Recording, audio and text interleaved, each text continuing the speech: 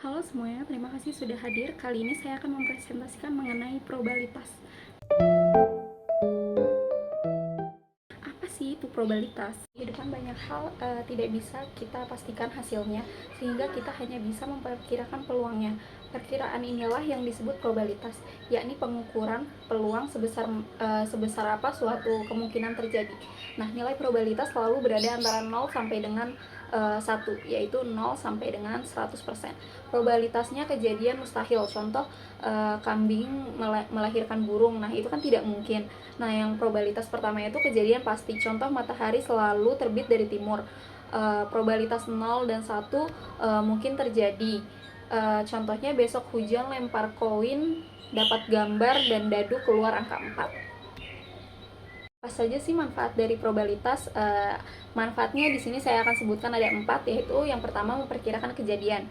Misalnya cuaca, peluangnya itu hujan atau panas. Mengambil keputusan yaitu bisnis keuangan, analisis atau resiko. Yang ketiga menentukan strategi, permainan, simulasi dan manajemen. Nah, yang keempat ada statistik dan penelitian. Nah, perkiraannya itu hasil atau prediksi data.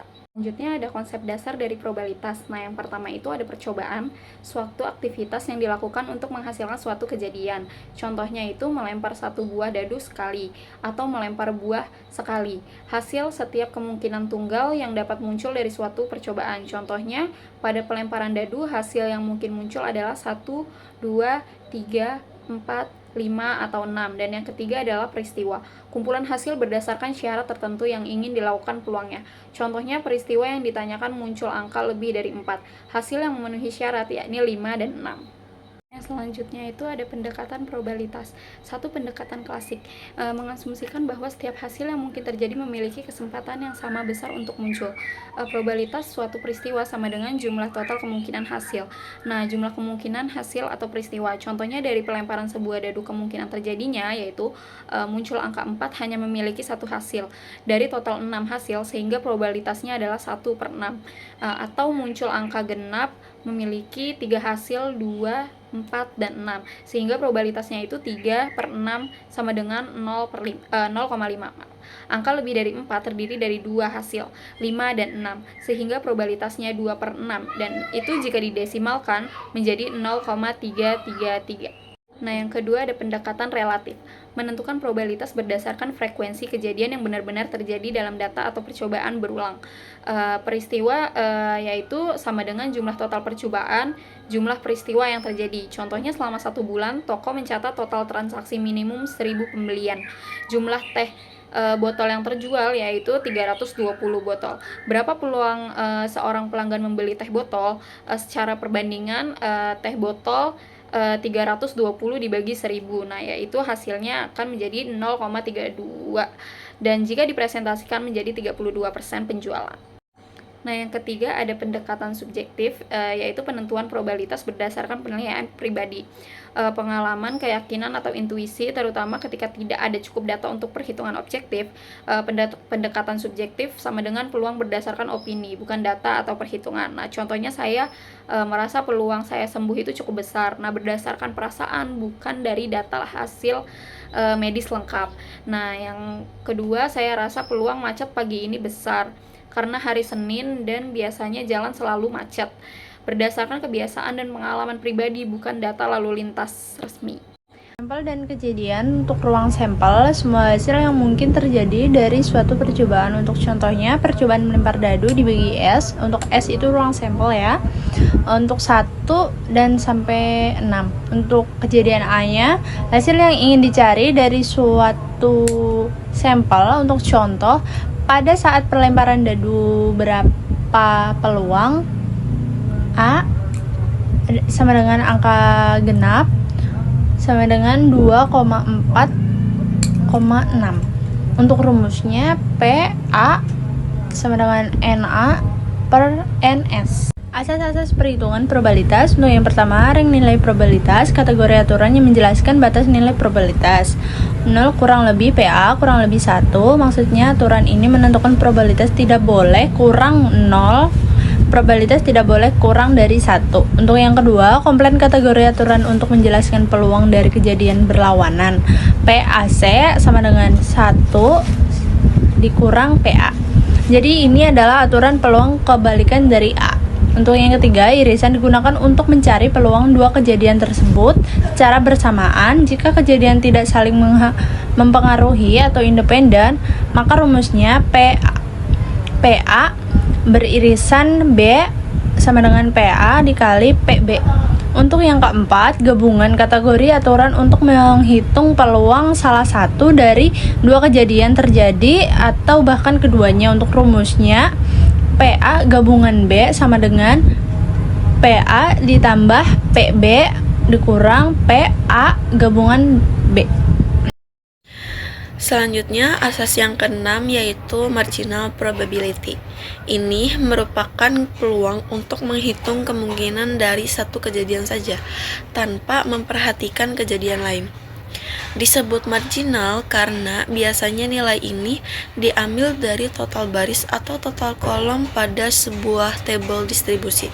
Jadi, fokusnya hanya pada satu variabel.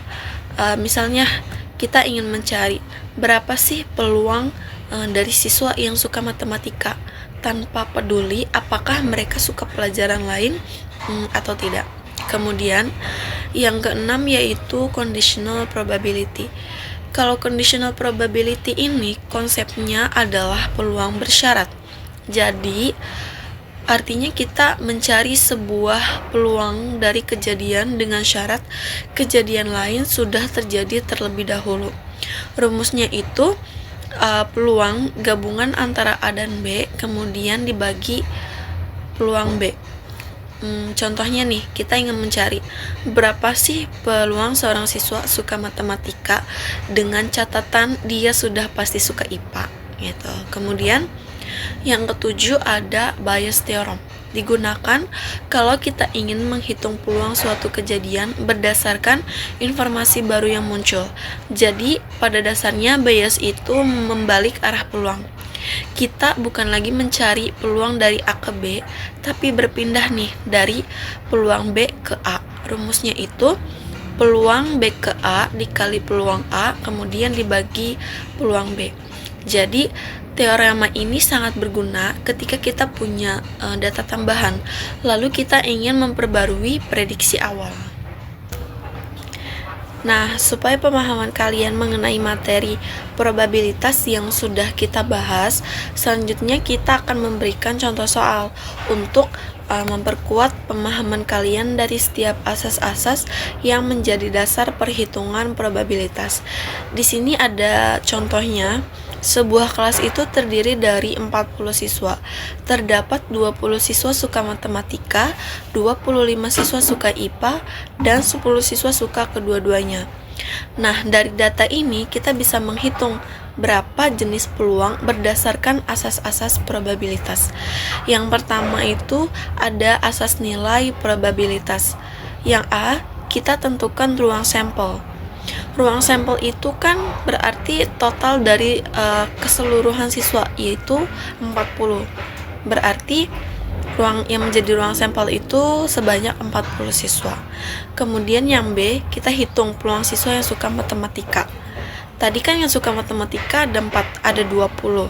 Berarti peluangnya 20 dibagi 40 yaitu totalnya 0,5. Dan yang kedua itu ada asas komplement. Kalau asas komplement kita menghitung berapa peluang siswa yang tidak suka matematika. Berarti peluangnya itu 1 dikurangi 0,5 hasilnya sama dengan 0,5. Artinya peluangnya itu sama besar antara yang suka dan tidak suka. Dan yang ketiga ada asas union atau gabungan. Kita akan mencari nih, berapa sih peluang siswa yang suka matematika atau suka IPA. Nah, rumus gabungan itu adalah jumlah keduanya dikurangi dengan yang double count atau yang suka kedua-duanya. Jadi 20/40 ditambah 25/40 dan dikurangi 10/40. Hasilnya adalah 35/40 yaitu sebesar 0,875. Jadi sebagian besar siswa kelas itu menyukai minimal salah satu dari dua mata pelajaran tersebut. Dan yang keempat ada asas intersection. Kita akan mencari berapa sih peluang siswa yang suka matematika dan IPA. Berarti yang suka matematika dan IPA itu kan jumlahnya ada 10, yaitu 10 dibagi 40 hasilnya adalah 0,25. Ini menunjukkan bahwa hanya seperempat siswa aja yang menyukai kedua mata pelajaran tersebut. Selanjutnya yaitu ada asas marginal. Kita akan mencari berapakah peluang dari seorang siswa yang suka matematika. Nah, secara umum itu kan tetap 20/40, yaitu 0,5. Jadi sebagai contoh nih, bahwa marginal probability itu memang hanya mengambil data total tanpa syarat apapun gitu. Yang keenam ada asas conditional. Nah, sekarang kita akan mencari peluang siswa yang suka matematika jika diketahui dia suka IPA. Nah, kita akan bandingkan nih jumlah yang suka kedua-duanya, yaitu 10 siswa, dengan total yang suka IPA aja, yaitu sebanyak 25 siswa. Jadi hasilnya itu 10/25, hasilnya yaitu 0,4. Artinya hanya 40% dari siswa yang suka IPA benar-benar juga suka matematika. Yang terakhir yaitu ada asas Bayes theorem. Di sini kita memerlukan sebuah data tambahan. Dari 20 siswa matematika, 70% itu suka baca buku. Berarti peluangnya sebesar 0,7. Kemudian dari 15 siswa non-matematika, 20% itu suka baca buku. Berarti peluangnya sebesar 0,2. Dan yang ditanyakan adalah berapa peluang siswa yang suka membaca buku juga suka matematika. Yang pertama, kita hitung terlebih dahulu peluang siswa yang suka matematikanya. Tadi kan ada 20, kemudian dibagi dengan total keseluruhan siswa yaitu 40. Hasilnya adalah 0,5. Kemudian peluang dari siswa yang non-matematika yaitu sebanyak 15. Berarti hasilnya adalah 15 dibagi 40 yaitu 0,375. Dan untuk perhitungannya di sini dari peluang matematika ke yang suka baca buku itu 0,7 dikalikan dengan 0,5. 0,7-nya itu adalah peluang dari siswa yang suka baca buku juga suka matematika. Kemudian 0, dibagi dengan 0,7 dikali 0,5 tadi, dan ditambah dengan 0,2 yaitu peluang dari siswa yang non matematika tapi juga suka baca buku, dan dikalikan dengan peluang dari siswa yang non matematikanya tadi. Hasilnya didapat 0,35 dibagi dengan 0,425. Hasilnya adalah 0,823. Jadi dari perhitungan tadi kita dapat menyimpulkan bahwa siswa yang suka membaca buku memiliki kemungkinan 82,3% untuk menjadi penyuka matematika. Nah, ini menunjukkan bagaimana informasi baru, yaitu suka baca buku, bisa mempengaruhi prediksi awal mengenai minat mereka. Terakhir yaitu kesimpulan dari materi yang sudah kita bahas ini adalah asas-asas probabilitas itu mempunyai fungsi yang berbeda-beda. Marginal untuk satu peluang kejadian saja, conditional itu untuk peluang bersyarat, union dan intersection itu untuk gabungan atau irisan dari dua kejadian, dan Bayes theorem itu untuk memperbarui peluang berdasarkan informasi baru. Dan dengan memahami semuanya, kita bisa menyelesaikan berbagai masalah peluang dengan lebih tepat dan sistematis.